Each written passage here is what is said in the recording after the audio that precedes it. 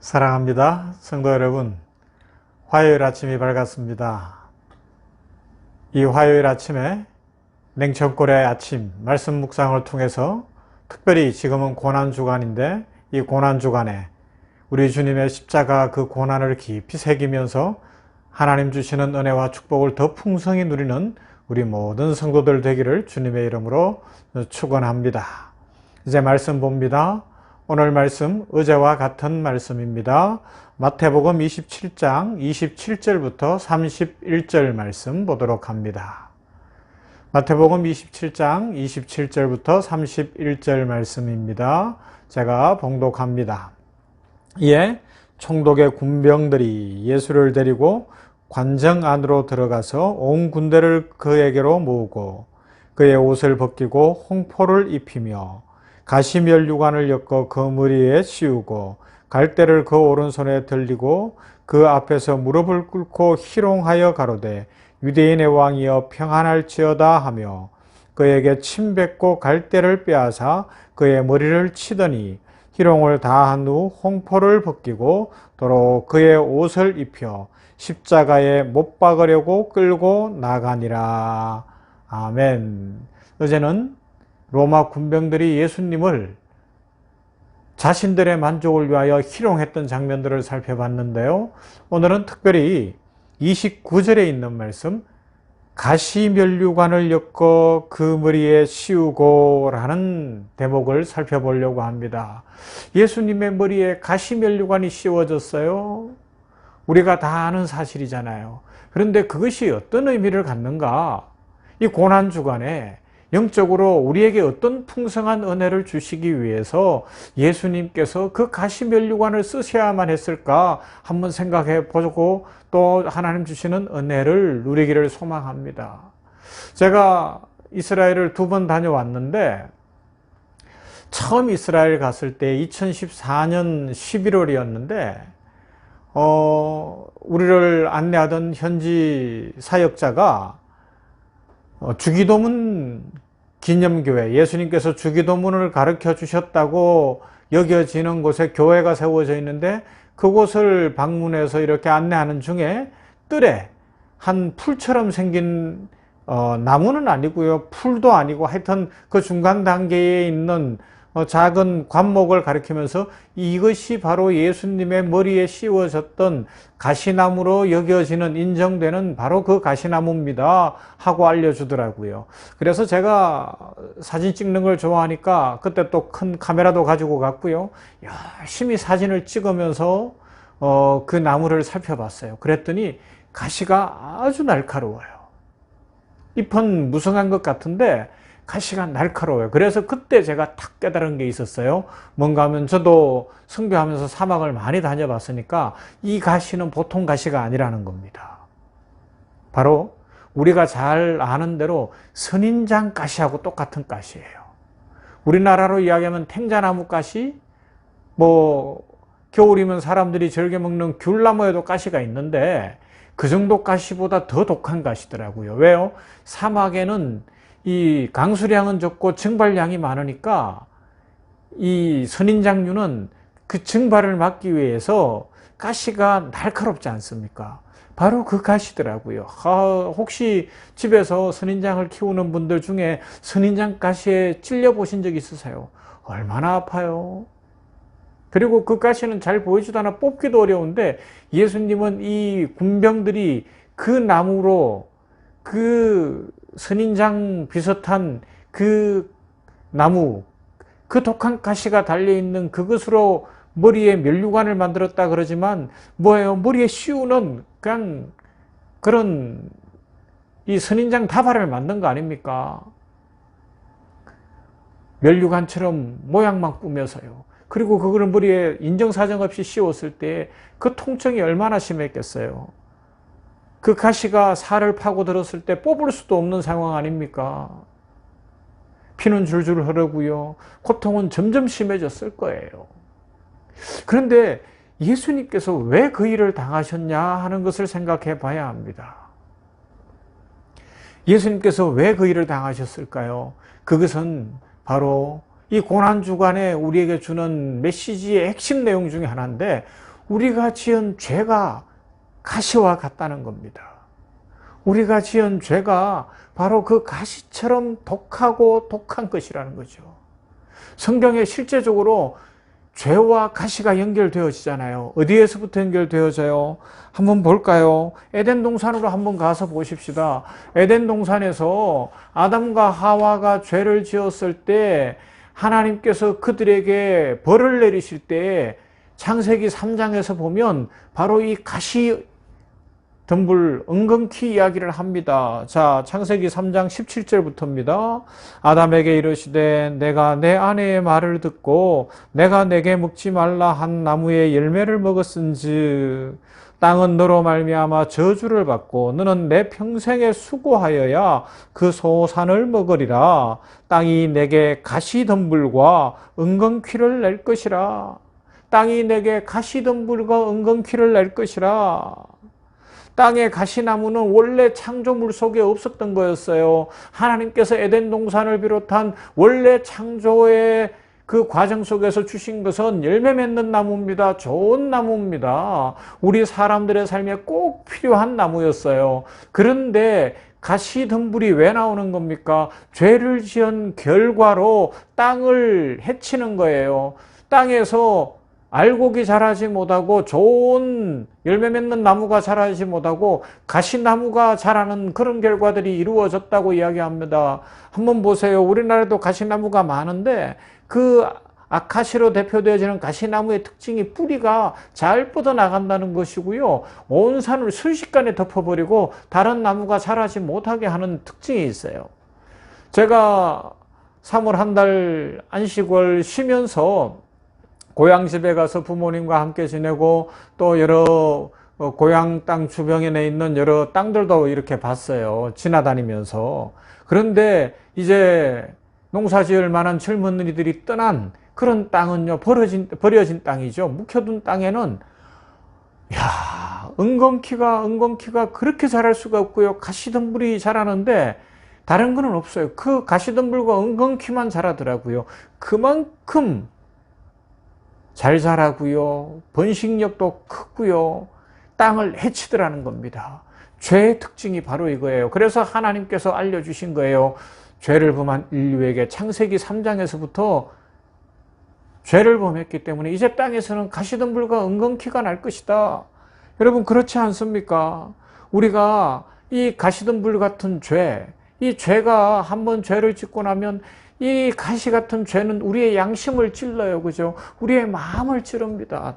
다른 사람들은 몰라도 내가 알아요. 그래서 자꾸 양심이 괴로운 거예요. 그런데 그건 긍정적 의미도 있어요. 그래서 회개하면 되는데 그렇지 못하면 사탄이 그것을 가지고 우리의 머리에 예수님의 머리에 가시관을 씌우듯 이 죄의 가시관을 콱 씌워서는 그것에 짓눌리게 만드는 거예요. 삶이 피폐해지게 만들고 삶이 고달파지게 만들고 삶의 슬픔과 괴로움과 한숨과 원통함을 가져오게 하는 거죠. 이처럼 죄는 가시가 되는 겁니다.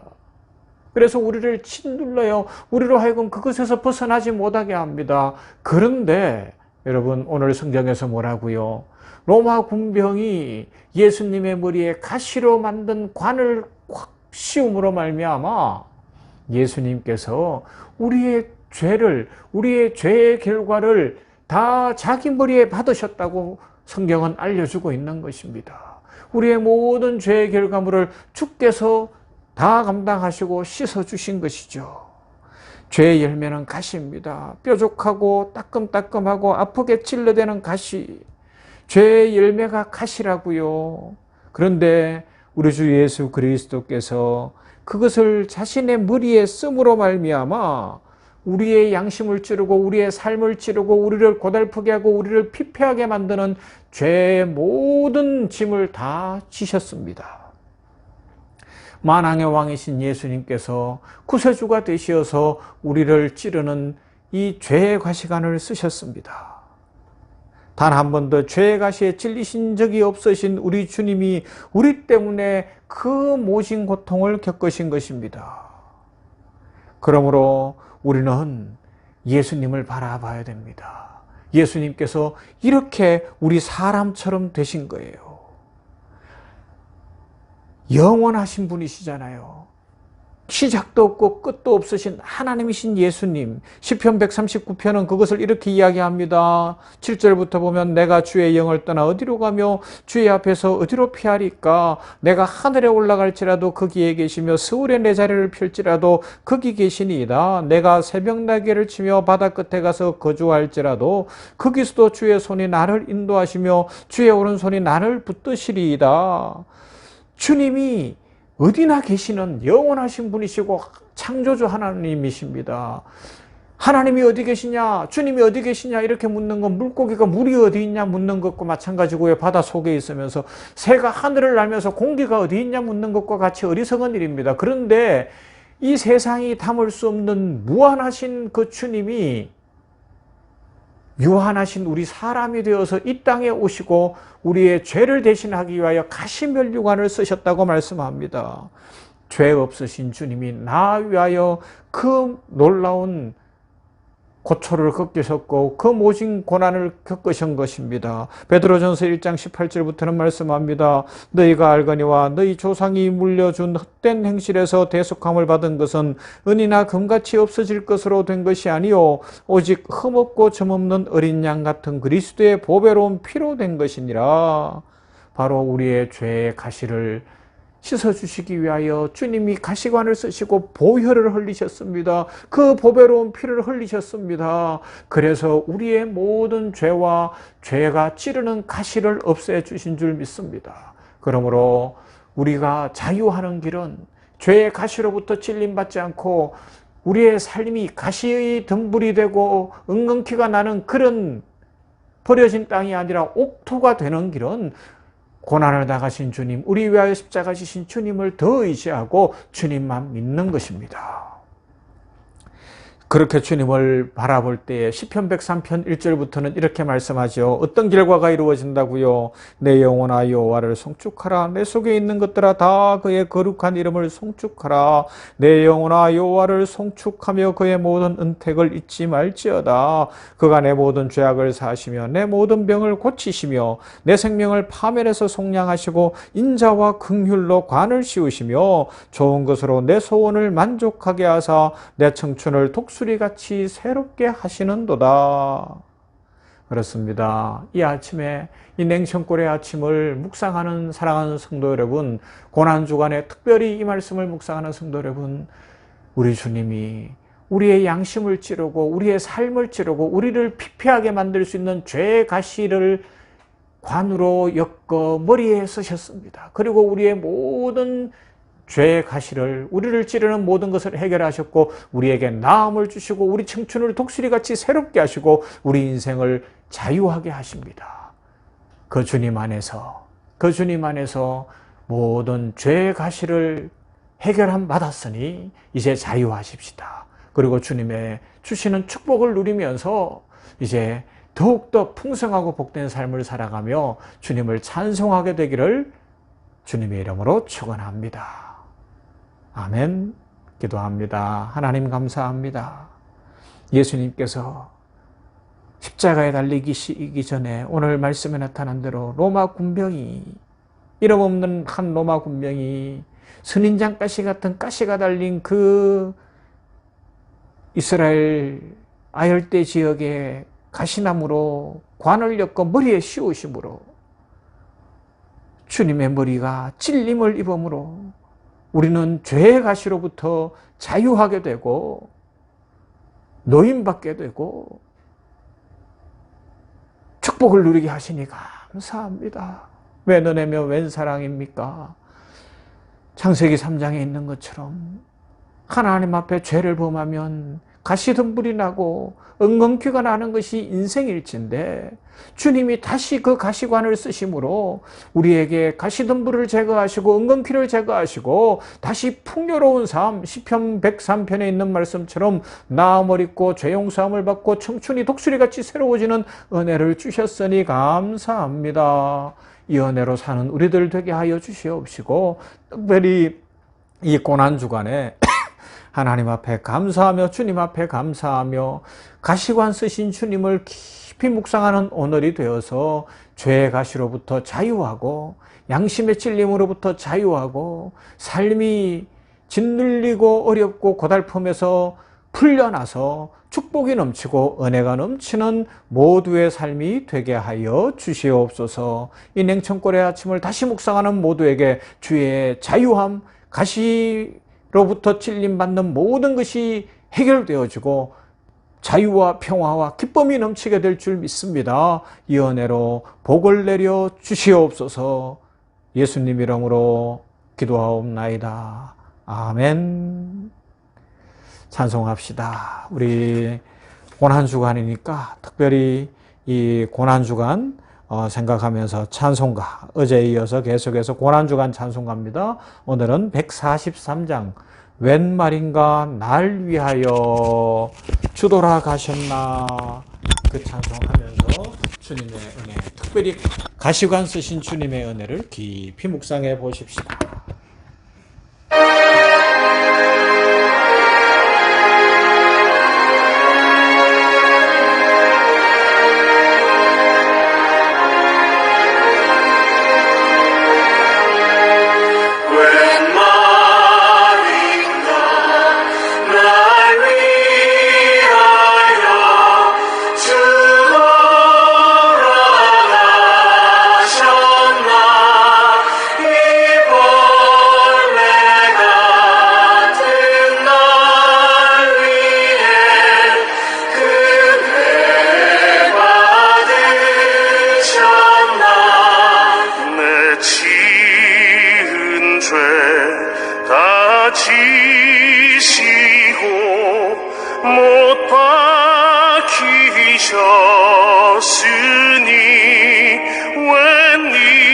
웬일인가 웬은혜인가